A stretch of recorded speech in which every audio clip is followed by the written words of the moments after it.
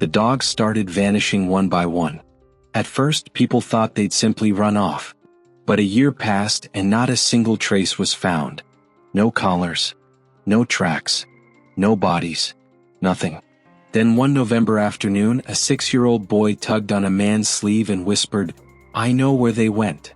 For more than a year, the little town of Elmridge, Oregon, lived in quiet fear. This was the kind of place where people left their doors unlocked, where neighbors knew every dog by name, and kids played until dusk without worry. But that innocence was slipping away. It began quietly. A missing collar. A dog that never came home after a walk. Nobody panicked at first. Dogs wandered sometimes. But then it happened again. And again. 12 dogs disappeared in less than 8 months. No signs of a struggle. No barking in the night. They were just gone. People put up fences. Chained their pets. Installed cameras. But the cameras glitched. Fences didn't help. And the silence of the nights grew heavier. Children no longer played outside. Neighbors stopped trusting one another. Every missing dog deepened the paranoia. Mark Hayes, a local mailman in his 40s, had been delivering letters in Elmridge for nearly 2 decades. He'd watched the town slowly rot from the inside out. And something about the pattern gnawed at him. Every dog that vanished lived near the woods.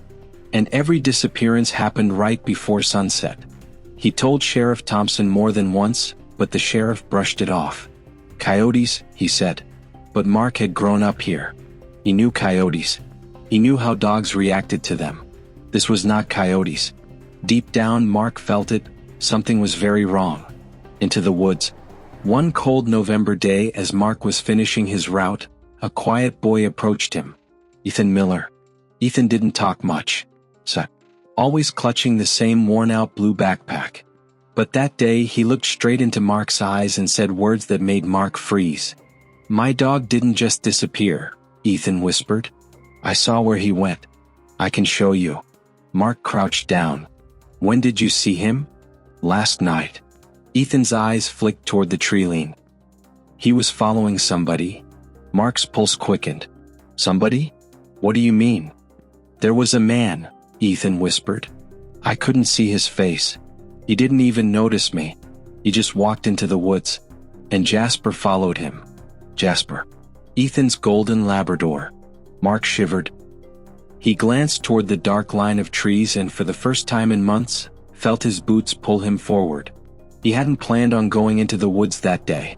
Sunset was close and he still had letters to deliver. But something in Ethan's voice wasn't childish imagination. It was calm. Certain. He had seen something. Mark adjusted his mailbag. "All right, kid. You lead the way. But stay close. Got it?"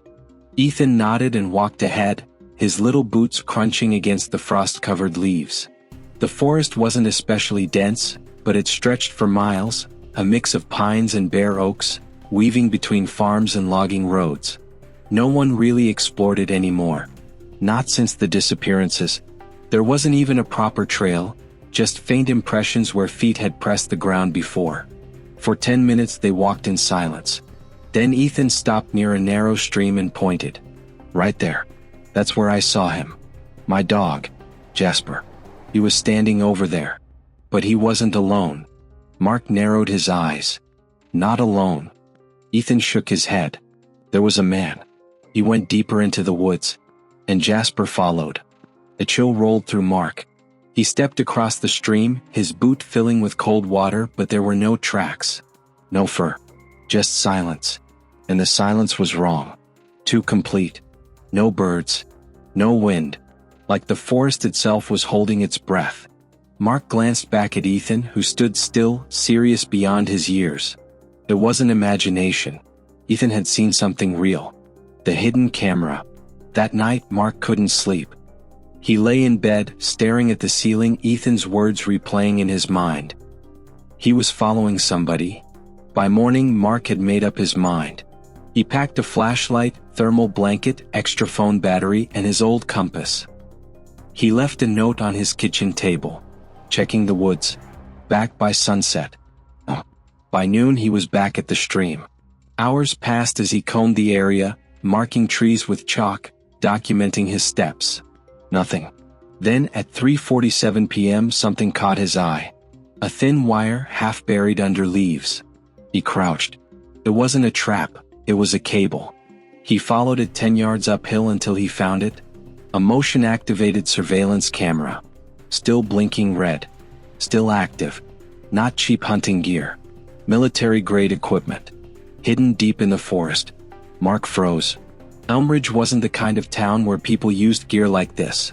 Someone had hidden it carefully. And suddenly Mark knew he wasn't alone. The cabin. Following the faint disturbances in the brush, Mark came across something even stranger. A clearing. And in its center, a small cabin. Weathered. Gray. Windows boarded shut. Rusted tin roof. But not abandoned. Fresh footprints led straight to the door. And scratches, dozens of them, marred the lower frame. Claw marks. As if animals had desperately tried to get in, or get out. Mark's instincts screamed at him to turn back. Call for help. But what if the missing dogs were inside? He circled the cabin. Found a hatch hidden beneath overgrowth. He lifted it. A narrow staircase descended into darkness. The smell of damp earth and rust seeped out. Mark gripped his flashlight and stepped down. The beam caught concrete walls. Stairs stained with mud. Paw prints. Dozens of them. And then, the sound. Scraping. Whimpering. Metal rattling. Mark's heart hammered. He turned the corner and froze. A corridor. Lined with heavy metal doors. Each sealed with thick bolts and padlocks. From behind one, whimpering. Dogs. Alive. The sheriff's secret. Mark pressed his ear against the cold steel. Whining. Scratching. He fumbled at the lock but it wouldn't budge. And then footsteps. Above. Heavy. Steady. The cabin door creaked open. Mark killed his flashlight and pressed into the shadows. His pulse thundered. A figure descended. Tall. Broad. Hood pulled low. A ring of keys jingled in his hand. He unlocked a door. Inside, a trembling Labrador shrank into the corner. The man seized the dog by its collar and dragged it into the hall. Jasper. Ethan's dog. Mark bit down on his rage. He couldn't blow his cover. Not yet. The man hauled Jasper up the stairs. His footsteps faded. Mark exhaled, trembling with fury. He needed answers. He needed proof. At the end of the corridor he found a small office. Papers. Keys. Surveillance monitors. He scanned the files. Lists of names. Dates. Breeds. And chilling notes beside each. Test completed. In progress. Mark's stomach knotted. He stuffed the papers into his bag. Evidence. Then one monitor flickered. Outside the cabin, a familiar figure walked along the tree-line. Ethan. Mark's blood ran cold. The boy had followed him. Confrontation. Mark bolted upstairs. Ethan, he hissed. The boy froze. His eyes widened. Did you find him? Did you find Jasper? Mark grabbed his shoulders. We need to go. Now. But headlights cut across the clearing. A black SUV rolled into view. The man in the hood stepped out. Another figure followed. Mark shielded Ethan as the hooded man approached. You shouldn't have come here, the voice said coldly. Mark's stomach dropped. He knew that voice. Sheriff Thompson. The same man who had dismissed his warnings. Mark staggered back. Betrayal stabbed through him. The sheriff's calm, familiar face was now something darker. You stuck your nose where it didn't belong, Thompson said. Deputy Mills stepped out from behind the SUV, his eyes downcast. Ashamed. You took them, Mark whispered. The dogs. You did this. Thompson's expression hardened. Sacrifices have to be made, Mark. This town's pets for something greater. These animals are heroes. They're helping us prepare. Prepare for what? Mark demanded. Thompson's eyes flickered with something unreadable. You wouldn't understand. He nodded at Mills. Bring them inside. Mills hesitated. His jaw clenched. But he stepped forward. Mark shoved Ethan behind him. No. We're not going anywhere with you. Thompson's patience snapped. Then you won't leave at all. Loudspeaker. Narrator's voice insert for YouTube midpoint. If you're gripped by this story, don't forget to hit subscribe and drop a comment below. It helps us bring you more chilling survival tales like this one. Escape and Uprising. Mark yanked Ethan's hand and ran. Branches whipped their faces as they sprinted through the woods. Behind them, Thompson roared, "Stop them!" The chase thundered through the trees. Ethan stumbled, but Mark pulled him up. "Is there somewhere we can hide?" he panted. Ethan gasped. "There's an old treehouse near the creek. Follow me." They scrambled up the rotting ladder into the treehouse, hearts pounding. Below, flashlight beams cut through the forest. Thompson's voice rose, "You can't run, Mark. You'll never make it out." They held their breath as the sheriff's beams swept the clearing. Eventually the lights faded. Mark seized the moment. "We have to move." Quietly. Step by step they crept back toward town. But then, a sound. A distant bark. Jasper. Ethan's eyes lit up. "It's him. That's Jasper." Mark's heart clenched. They could escape now. Or they could risk everything to save the dogs. He knelt in front of Ethan. "Go. Run home. Tell your parents. Bring the neighbors. Bring everyone. I'll get the dogs out." Tears welled in Ethan's eyes. "But what if?" "I'll be fine," Mark promised. "Go." The boy bolted. Mark turned back toward the cabin. The revolt. Inside, the dogs whimpered and scratched at their cages. Mark found the keys and began unlocking doors. One by one, the animals burst free, dirty, starved, but alive. Then a voice rang from the stairs. "You really thought it would be that easy?" Sheriff Thompson stood at the top, gun raised. Deputy Mills behind him, conflicted. Mark stood his ground. "It's over, Sheriff. People are coming. The truth's coming out." Thompson sneered. "Then it'll be your word against mine. And you won't be around to tell it." The gun cocked. But Mills snapped. "Enough." He grabbed the sheriff from behind. The shot went wild, blasting the ceiling. Dogs barked, chaos erupted. Mark lunged, wrestling Thompson to the ground. For the first time, the sheriff lost control. And outside, voices rose. Neighbors. Flashlights. Dozens of townspeople stormed the clearing. Mark. Ethan.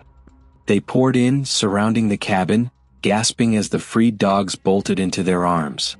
Tears, shouts, reunions. Ethan ran to Mark, Jasper leaping into his arms. "You saved him," the boy cried. "You saved them all." Mark hugged him tightly. Relief washed over him. But then gunfire. Thompson burst from the cabin, desperate, raging. Deputy Mills staggered after him, bleeding. "Stop!" Mark shouted. But the sheriff's eyes were wild. "You ruined everything, Mark. You ruined years of work." And then state police sirens cut through the night. Red and blue lights danced through the trees. Thompson froze, panic flashing in his eyes. Within moments, officers swarmed the scene. The sheriff dropped his gun. Defeated. The shadow beyond. Elmridge began to heal in the weeks that followed. Families reunited with their pets. The sheriff was in custody. But Mark couldn't shake the question, why? Going through Thompson's files, he found notes about something bigger. A project. Military funding. Genetic markers. A name scrawled in the margins, Project Orion. And another, Gray Sky. Mark's blood ran cold. Thompson hadn't been working alone. One night, long after midnight, Mark's phone rang. Blocked number. He answered. Static. Then a distorted voice. "Mark Hayes. You're digging where you shouldn't. Burn the files. Forget what you found. Or there will be consequences." Mark's jaw tightened. "You can't hide the truth forever." The voice paused. Then you've made your choice." The line went dead. Headlights flared outside Mark's house. A dark sedan idled by the curb. Figures stepped out. Come. Methodical. Approaching his door.